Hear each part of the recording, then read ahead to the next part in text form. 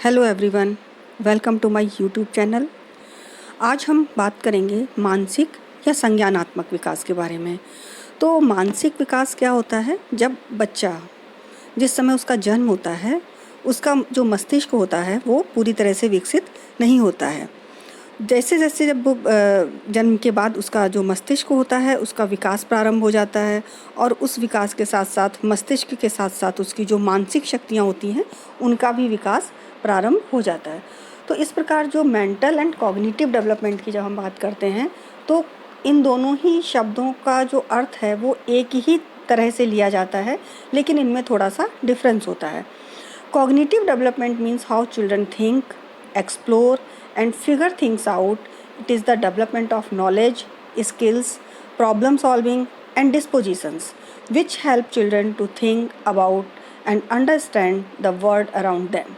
Brain development is the part of cognitive development.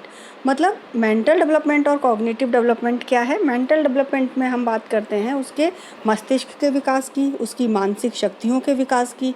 और cognitive development क्या होता है? इसमें हम ये देखते हैं कि बच्चा कैसे सोच रहा है, बच्चे के अंदर जो मानसिक शक्तियों का विकास हुआ है उसका वो किस तरह से अपने वातावरण को समझने में उनका प्रयोग वो किस तरह से कर रहा है।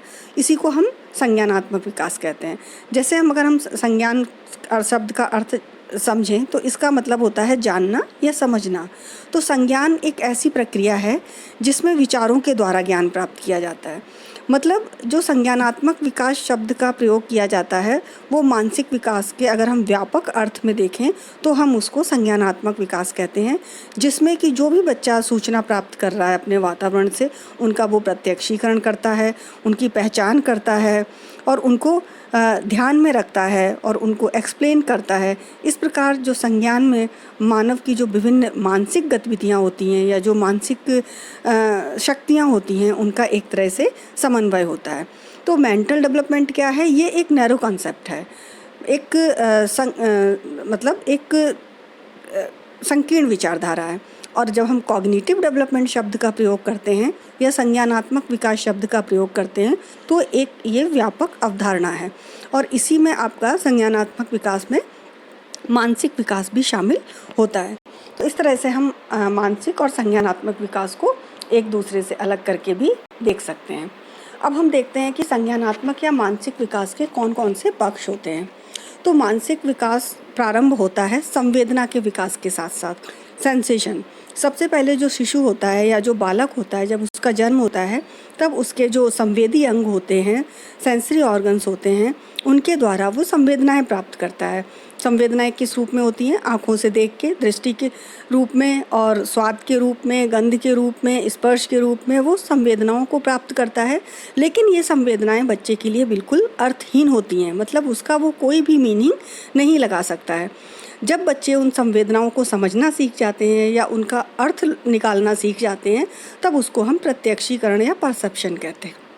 जैसे मान लीजिए बच्चे ने कोई आवाज़ सुनी, किसी जानवर की आवाज़ सुनी, लेकिन उसको नहीं पता कि कौन से जानवर की आवाज़ है।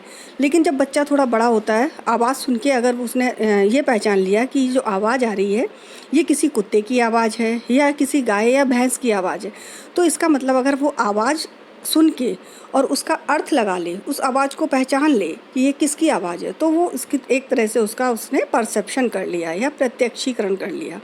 इसके बाद जो नेक्स्ट स्टेप आता है वो होता है कंसेप्ट फॉर्मेशन का, प्रत्यय निर्माण। संवेदना के बाद प्रत्यक्षीकरण करता है और प्रत्यक्षीकरण के बाद में प्रत्यय निर्माण का प्रारंभ होता है उसके अंदर, मतलब उसका विकास उसके अंदर होने लगता है।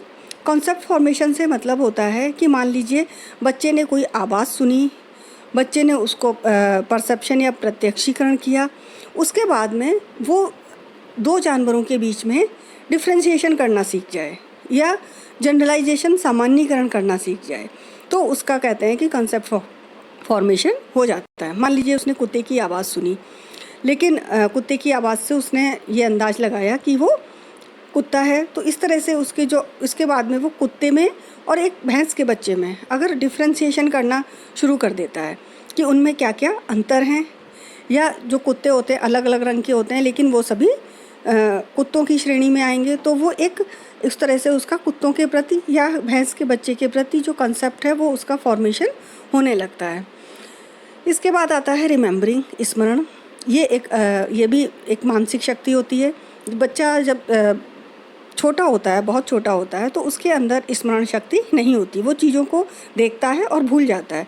लेकिन धीरे धीरे जैसे जैसे उसका विकास होता है तो उसके अंदर जो स्मरण शक्ति होता है उसका भी विकास प्रारंभ हो जाता है और वो चीज़ों को याद रखने लगता है। अगला इसका जो पक्ष है वो है थिंकिंग, चिंतन। अब जब बच्चा थोड़ा बड़ा होता है तो मानसिक विकास में वो चिंतन करना प्रारंभ कर देता है, वो चीज़ों को देखता है और उनके बारे में सोचता है। इसके बाद इंटेलिजेंस आता है, बुद्धि में बच्चा जो चीज़ों के बारे में क्या समझ रहा है, उन सब चीज़ों के बारे में उसकी बुद्धि का विकास भी मानसिक विकास का एक पक्ष होता है। रीजनिंग, तर्क, ये भी एक मानसिक विकास का पक्ष होता है। बच्चा क्वेश्चन करना शुरू कर देता है, तरह तरह के क्वेश्चन करने लगता है, तो कहीं ना कहीं उसके अंदर तर्क शक्ति का विकास होने लगता है। इसके बाद आता है लैंग्वेज, भाषा। ये भी मानसिक या संज्ञानात्मक विकास का एक पक्ष होता है। भाषा विकास में हमने देखा है जब बच्चा पैदा होता है तो अपने सारे एक्सप्रेशन वो रो के ही बताता है। उसे भूख लगती है तो भी रोता है, उसे कोई दर्द होता है तब भी ये रोता है, उसे भाषा का ज्ञान नहीं होता है। मगर जैसे जैसे वो बड़ा होता है तो उसके धीरे धीरे अस्पष्ट भाषा बोलना शुरू करता है। फिर बाद में जो उसके भाषा का विकास होने लगता है, छोटे छोटे शब्दों को बोलना शुरू करता है, टूटे फूटे वाक्यों को बोलना शुरू करता है और धीरे धीरे उसका शब्द भंडार बहुत बड़ा हो जाता है और वो हर तरह की वाक्यों को बना लेता है और अपनी जो भावनाएं हैं उनको एक्सप्रेस करता है भाषा के द्वारा। अगला जो इसका मानसिक पक्ष होता है या मानसिक विकास का पक्ष होता है वो है ऑब्जर्वेशन, निरीक्षण। बच्चा जब बड़ा होता है तो अपने बाहर की दुनिया को देखता है, तरह तरह की वस्तुओं को देखता है अपने आसपास और उनका ऑब्जर्वेशन करता है, उनका निरीक्षण करता है। और इसके बाद आता है इमेजिनेशन, कल्पना। बच्चे के अंदर कल्पना शक्ति बहुत ज़्यादा होती है, वो चीज़ों को इमेजिनेशन के द्वारा देख सकता है। जैसे उसको कहानियाँ वगैरह सुनाई जाती हैं तो उन सब चीज़ों का वो इमेजिनेशन करने लगता है। ये भी उसका एक मानसिक विकास का पक्ष होता है। नेक्स्ट है जजमेंट, निर्णय। बच्चा निर्णय करना सीखने लगता है। जैसे जैसे वो बड़ा होता जाता है उसका जो निर्णय शक्ति होती है उसका विकास और अधिक होने लगता है और वह डिसीजंस अपना लेने लगता है। जो भी उसको करना होता है उसके बारे में वो सोचने लगता है और अपने निर्णय लेना शुरू कर देता है। ठीक है। अगला है इंटरेस्ट एंड एटीट्यूड्स, रुचि और अभिरुचि।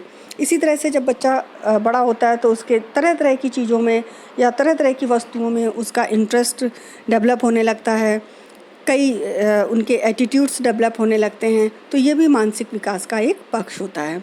अटेंशन, पहले जब बच्चा छोटा होता है किसी भी चीज़ पे अपना ध्यान नहीं लगा पाता है, लेकिन जैसे जैसे उसका मानसिक विकास होता है या संज्ञानात्मक विकास होता है वो अलग अलग चीज़ों पे अपना ध्यान लगा सकता है, अलग अलग चीज़ों को ध्यान से देख सकता है, तो उसमें ये अटेंशन भी डेवलप होने लगता है।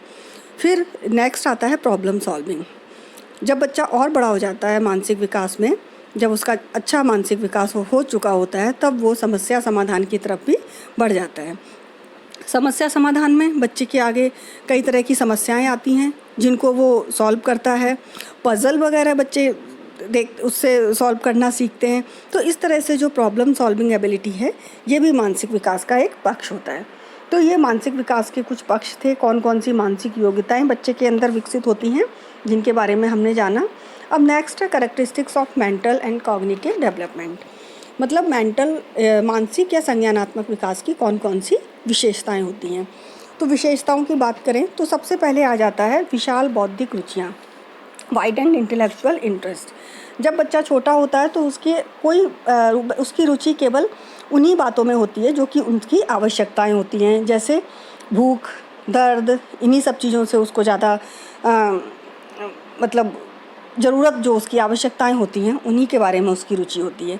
लेकिन जब बड़ा होता है तो फिर उसकी रुचियाँ बढ़ने लगती हैं, उसकी रुचियाँ अपने खिलौने में होने लगती हैं, आसपास के लोगों में होने लगती हैं। तो इस तरह से जो विशाल बौद्धिक रुचियाँ हैं वो उसकी बढ़ने लगती हैं और उनका जो क्षेत्र होता है वो विस्तृत होता जाता है। अगला है डेवलपमेंट ऑफ टाइम सेंस, समय भावना का विकास। समय भावना का विकास भी जो बच्चे का जो उसके आसपास का वातावरण है उसके विस्तृत होने का ही एक पहलू है। मतलब किस तरह से बच्चा समय के साथ कौन सी घटनाएं घट रही हैं उन सबको समझने लगता है। कुछ समय बाद वो उन चीज़ों के बारे में सोच सकता है कि कुछ समय पहले ऐसा हुआ था। तो इस तरह से उसके अंदर टाइम सेंस का डेवलपमेंट भी होने लगता है।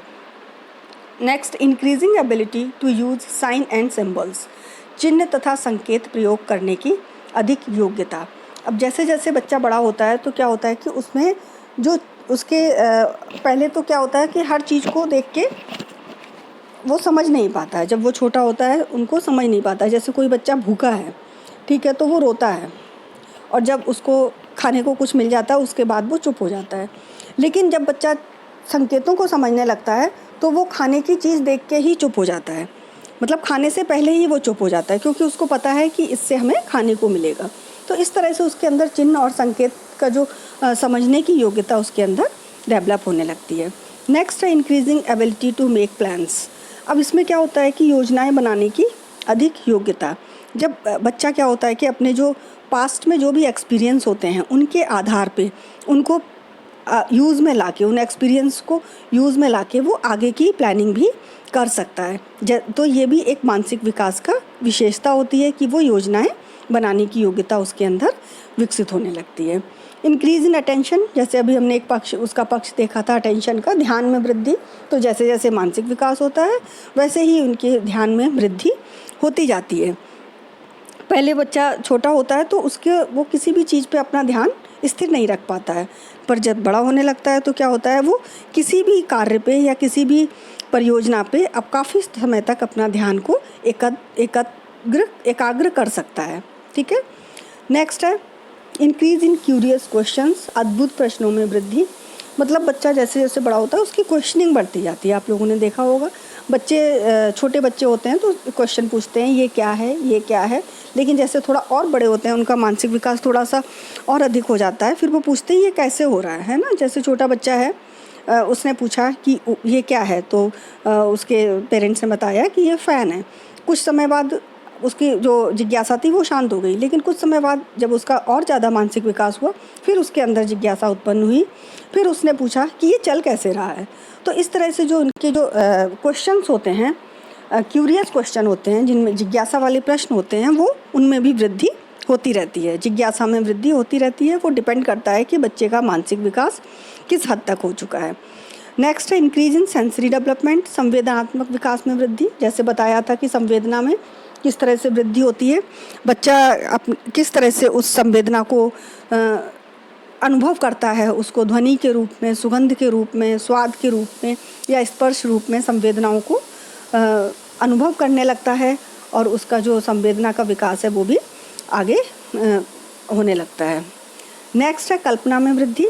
छोटा बच्चा होता है तो वो ज़्यादातर कल्पना के संसार में ही रहता है। जैसे परियों की कहानी, परी लोक को वो वास्तविक संसार समझता है। तो इस तरह से जब बच्चा छोटा होता है तो क्या होता है, उसमें कल्पना में इमेजिनेशन में बहुत ज़्यादा वृद्धि होती है। हर चीज़ को जो भी उसके सामने आती है वो उसको वास्तविक समझता है। लेकिन जब उसका विकास और ज़्यादा होने लगता है तो उसमें दूसरी तरह की इमेजिनेशंस बढ़ने लगती हैं। इंक्रीज़ इन लैंग्वेज डेवलपमेंट, भाषा विकास में वृद्धि। मैंने बताया था कि जैसे जैसे बच्चा बड़ा होता है तो उसकी भाषा में या उसके शब्द भंडार में वृद्धि होती जाती है। Comprehension of speech of others, दूसरों की वाणी को समझना।